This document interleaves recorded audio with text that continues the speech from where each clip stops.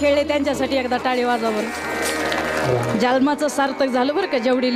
अरे आमची सून कीर्तनात पावल्या खेळते, कीर्तनात पावल्या खेळतं. वा, त्या सुनांना कोटी कोटी धन्य, त्यांच्या सासांना सुद्धा धन्यवाद. ज्यांच्या बायका असतील ना, वा वा, लाखात एक बायको मिळाली रे वागा होतो मला. तुम्ही तर नाही डिरिंग केली, पण पप्याच्या आईनं केली बा डिरिंग. तिच्यामुळं तर घर जिवंत आहे, नाही तर काय आहे तुमचं महाराज. कीर्तनात लाचलं पाहिजे. तुम्हाला एक सांगू का, आज तुमचे लेकर दादा, अमोल दादा बरं का, रुपेश दादा कार्यकर्ते हो, आज तुमचे लेकर हे कीर्तनात ह्या लेकराचं बघून थोड्या पावल्या खेळायला लागले.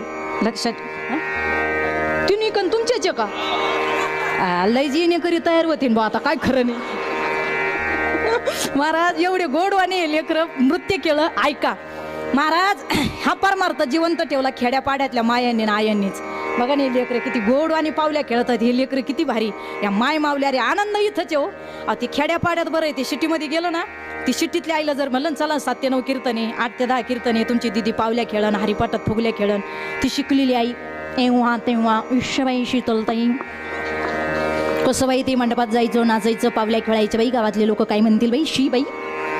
नाही बाई, आम्ही खूप रिच फॅमिलीतले लोक आहे आणि आमची गुड्डी आमचा पप्या जर कीर्तनात असे नाचले, पावल्या खेळल्या तर लोक काय म्हणतील, शी बाबा. ती बाई त्या पुरीला हरिपाठाला फुगड्या खेळू देत नाही, पावल्या खेळू देत नाही, हरिपाठाला येऊ देत नाही, कीर्तनाला येऊ देत नाही. पण त्या बाईची पुरगी गावात जर डीजे वाजायला लागला आणि तिची गुड्डी जर डीजे पुढे अंग हालायला लागली, मग ती काय म्हणती, पाना माय गुड्डीच्या अंगात कसा ताल आहे. माई गुड्डी कशी अंग हालू राहिली, तू गुड्डी जावा एखादा गड्ड्या घेऊन पडून तर डोक्यात उजेड पडून. तवर तो डोक्यात उजेड नाही पडायचा दादा, लक्षात ठेवा हो. येड्याला बायको कळत तर तुम्ही आम्ही कोण आहे बाबा. येड्याला आणि बायका नवऱ्याला लई बोला त्या, अशा बोला त्यात बाई तोंडाला हाडच नाही का यांच्या जिबीला. अशा गप्पा गप नवऱ्याला बोला त्यात बाई, लय गप्पा गप अशा बोला त्यात नवऱ्याला. बायको म्हणे बाई, पिंटेच पप्पा तुम्हाला झाडावर चढता येतं का. तो म्हणे नाही बा. ती म्हणे बाया तुमच्यापेक्षा माकडं बरी. फुल टेन्शन मला आलं. ते गाय रानात गेलं आणि दत्तू तात्याच्या महाराज वाड्याला भाला मोठा कवळी एवढा लिंबू होता. दत्तू तात्याच्या लिंबावर चढायचं आणि भरू उतरायचं, सुरू चढायचं आणि भरू उतरायचं. 1.5 दिवस प्रॅक्टिस केली. सारख्यान चढायचं आणि भारक्यान उतरायचं. घरी आला आणि बायकोला म्हणला, ऐक आता मला झाडावर चढता बी येतं आणि उतरता बी येतं. ती म्हणे बाया तुमच्यात माकडात काय बदल राहिला. कोणत्या दगडाला डोकं आपटावा त्यांना जगावा का नाही नवऱ्यानं तुमच्या पुढं का ग. पार येड्यात काढलं त्याला महाराज. जगू द्या बिचाऱ्याला महाराज कसं तरी. आणि माझी एक विनंती आहे दादा, जाऊ द्या गड्या बाकीचं काही असू द्या, पण खरंच त्यागाची मूर्ती. आई सोडली, बाप सोडला, कपाळाला कुकू तुमच्या नावाचं लावलं, दिलं ते खाते, दिलं ते नेसती. तुमचं बाप पण सिद्ध केलं, तुम्हाला लेकरं दिले, बाळं दिले, तुमचा वंश भरला, तुमचा वाडा चालवला. अरे आणि गाईसारखी तुमच्या दावणीला बांधून राहती रे, आणि मरेपर्यंत तुमच्या दारात राहती. अरे जाऊ द्या रे, 2 शब्द तिच्या संग गोड बोलत जा. काय येतं रे संग. अरे हॉटेलमध्ये जेवायला गेले, 2-2, 3-3 हजाराचं बिल करीत्या. एवढं बिचारीनं नवरात्र धरलं, सोमवार धरला, श्रावणी सोमवार 10 दिवसाचं कडक नवरात्र केलं. 1 महिन्याचे श्रावण महिन्याचे उपास धरले रे राजा हो, फक्त तुमच्यासाठी, लेकरासाठी. माझ्या नवऱ्याची तब्येत चांगली होऊ दे, त्यांचा शुगर BP कंट्रोलमध्ये येऊ दे, आमचं कोर्टात भांडण चालू दे, निकाल आमच्या बाजून लागू दे.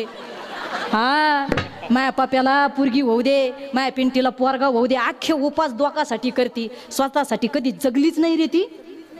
कधी एवढा श्रावण महिन्याचा उपास होता, श्रावणी सोमवार होते, एवढं नवरात्र होतं, कधी तिला सफरचंद आणले का कोपर नगरवरून आणले. आता काय पाहत्या मंडपात टळू. आता ते तिकडून तिला पाहतंय. आता काय सफरचंद आणून उपयोग आहे महाराज. जेव्हा खाऊ घालायचे तेव्हा नाही खाल्ले. अरे कधी येताना तिला उपास असल्यावर नवऱ्यानं मोकळं नाही यायचं. 2 कवयना चकोत, 1 कवयना डाळिंब, 1 कवयना सफरचंद घेऊन यायचं, बसून पुढं खाऊ घालायचं. लक्षात ठेवा, अरे काळाची गरज आहे. अरे तुम्हाला कळतच नाही. तुम्हाला जर सायबीन सोंगायची असेल, तुम्हाला कापूस याचायचा असेल, तुम्हाला जर रोप निंदायचा असेल किंवा रोप चिमटायचा असेल, काय करायचं नाही, फक्त हिच्या संग गोड बोला. अरे लय भोळ ये, लय भोळ आहे महाराज ये. तिला फक्त म्हणा दमली का आणि जेवली का. बाई गुडियाला झेंडू बाम सोडीन पण तुम्हाला भजीच तळीन महाराज. लय भोळी मा का तू कत बाया लय गोड बोलला गे पप्याचा बा. थांबा बसा, भजे तळी ते भजे. एवढं भोळ आहे महाराज ते. आणि बायको संग कधीतरी गोड बोला. अरे एवढा स्वयंपाक करते, कधीतरी तिचं कौतुक करा, कधीतरी म्हणा चांगली भाजी, कोथिंबीर टाकली, काय लसूण टाकला. ती तिकडून किचन मधून आली, गापचे तिकडा. आता एवढं बोलल्यावर याला करंट लागायला पाहिजे होता ना. तो नाही का 25 वर्ष लग्नाला झाले पण एवढी भारी भाजीच कधीच नाही झाली. आज भाजीची टेस्ट लईच आवरे. काय फोडणी दिली, काय जिरे टाकले, काय कोथिंबीर टाकली, काय कढीपत्ता. ती म्हणे गपचे तिकडा. ते म्हणे पण लयच भारी भाजी झाली. 25 ती आली पळत आणि त्याच्या पुढचं ताटच वडलं. 25 वर्ष करू करू घातलं तवा नाही एवढं कौतुक गायलं. आणि आजच सरपंचीन बाईची इथून भाजी आणली तर काय कौतुक चाललं. कळलं तुम्हाला. अरे राजा हो मावळ्या हो, जेवायला बसल्यावर आपल्या ताटात आलेली वाट्या सुद्धा तुम्हाला कळणार आहे. वाट्या वाट्या आपल्या ताटात आलेली वाटी आपली का शेजारची, मारा लय अवघड काम आहे. बाया माणसाने एखाद्या कार्यक्रमाला गेले ना, बाया माणसाला अपेक्षा राहते बाई गाडीवर नवरा बायको बसले वर्षश्राद्धाच्या कार्यक्रमाला चालले, तिने बाई आपण त्यांना लय करेले ते कराय धरायला लय चांगले पावशे आहे. ते वडगाव गुप्त्याचे माणसं लय चांगले, ते काय असे तसे का रोटत जमिनी त्यांच्या, आपणही त्यांना लय केलेलं आहे, ते पण आपल्याला चांगली साडी देणार आहे. आज अशी मोकड मोकड बाई नवऱ्याच गाडीवर बसवती बाई महाराज. जाती बाई वर्ष श्राद्ध तिथं महाराज. आता त्यांच्या मागं ते बामणाचे पिंडन ते एवढी पूजा करायची, ते कीर्तन ते महाराज त्यांच्या मागं लय राहत. आता गडबडीत काय ध्यानात राहत नाही महाराज. मी म्हणती करायदार लय चांगली माणसं. आता ही जाती अपेक्षा मला चांगली साडी मिळणार आहे महाराज. आता हिनं केलेलं आहे म्हणून हिला वाटतं मला रिटर्न येईल बा. अहो नियमच तसा आहे.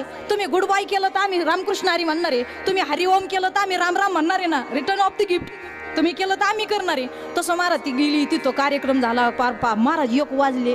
तो बाबा गेला, गायक गेले, त्यांचं मिटवलं. तरी ती बाई काय गेलं काही म्हणा ना बा. ही 3दाच जायची, येते बरं का मामी तिने यावया, परत गाडी जवळ जायची परत रिटर्न यायची. थांबा बाई आले मला बाथरूमला जा, परत जायची पण ती तिकडं जायची. येते बरं का मामी. 3ऱ्या गारक्याला त्या मामीच्या डोक्यात आलं हिची साडी राहिली. ती बाया या पाहुण्या रावळ्याच्या गडबडीत मला काही डोक्यातच नाही राहिलं. बाया तुम्ही लय करायला राहायला चांगले आहे, तुम्ही आम्हाला कधी उघडं नाही पाडलं बाई, तुमची ती साडी घेऊन जा बाई इकडं. आता तिला गडबडीत ध्यान नाही राहत, तिला आलेलीच राहते. ती घाली ती गुणीत हात, ती गुणीत हात घाली ती जीन तिला देऊन टाकी ती. मग ही तिथं काय नाही उचकीत, ही नवऱ्याच्या गाडी जवळ गेली तो बसबार पटक्यात गाया पिळायच्या. तू इथं लय गणगण चालत वा. त्याच्या मागं ती गायाची गणगण, त्याला गिन्नी आणायची गुट्यात वाढायच्या. आई म्हणते थांबा बाया आम्ही आला लोकाला केलं, यांनी कसं दिलं पाहू बरं. ती काढी ती बाया काय चावना चोता बाया, जसं माशाचं जाळ दिलं बाया. काय असे कुठं माणसं आहे का काय. आता तुम्ही अपेक्षा धरली होती चांगल्या साडीची पण ती वेगळी निघली, आणि तुम्ही अपेक्षा न ठेवता गेल्या साडी जर चांगली निघली ती बाई तो लाभ होता म्हणून तो भावानं सापडला. काही न लगे एक भावाची कारण तुका म्हणे आन विठोबाची. देव 72च्या दुष्काळात सापडला. देवाला तुमचे हिरे नको, माणिक नको, मोती नको, सोन्याचे पानं नको, बेल नको, काहीच नको, फक्त भाव पाहिजे. हो देवाला भाव पाहिजे. भाव थोर प्रेमाचा भुकेला, थोर प्रेमाचा भुकेला, प्रेमाचा भुकेला, थोर प्रेमाचा भुकेला आची दुष्काळ तयाला, थोर प्रेमाचा भुकेला आची दुष्काळ तयाला, आची दुष्काळ तयाला, थोर प्रेमा